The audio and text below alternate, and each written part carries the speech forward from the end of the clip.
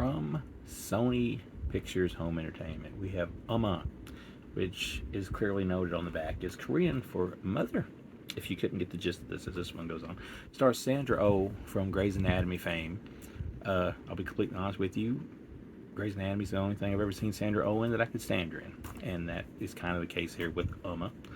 So basically, she lives on like a farm, and she's making, I believe it's honey, and she's got a guy helping her make honey, and she's got a daughter there that's part Korean.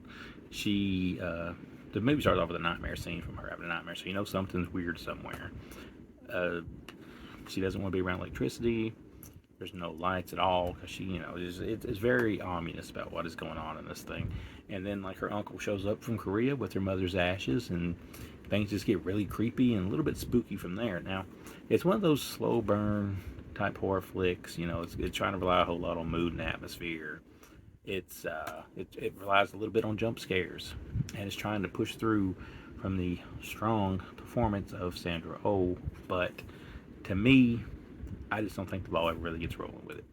And it's like, it's so predictable in trying to be somewhat unpredictable that it just kind of just seems like it's a paint by numbers horror thriller that you see come out of the woodwork like every 4 months around here. And usually from a studio, they'll put it out, they'll be like, here's this jump scare haunted house sort of, haunted ghost type thing with, I would say it's a failed attempt to, and here's a word I don't like, a failed attempt to make an elevated horror film. And I hate the word elevated horror film, but that's clearly what they're going for here with this, and the casting and all that involved in it.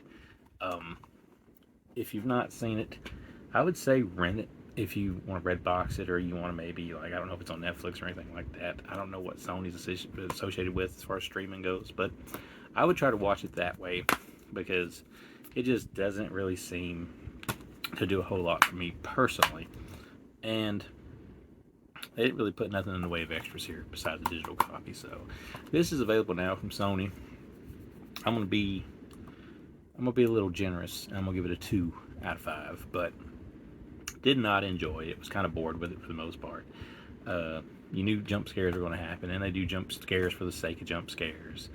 You kind of get everything to kind of come into play at one big thing, as the movie progresses on. But by that time, I really wasn't impressed with it, and I definitely wasn't really that invested in it by the time I reached the home stretch, because I was just kind of so bored by it, just because it just, like I said, it's guilty of being very paint by numbers. And I think these days, when you're trying to push physical copies, at least, or when you're trying to hold people's attention, I think it pays to not be so by the book and by the numbers, and basically using the how-to guide for ghostly stories, which if you've seen one, you've seen them all. And that's definitely the case with Umma, which fails to impress me, unfortunately.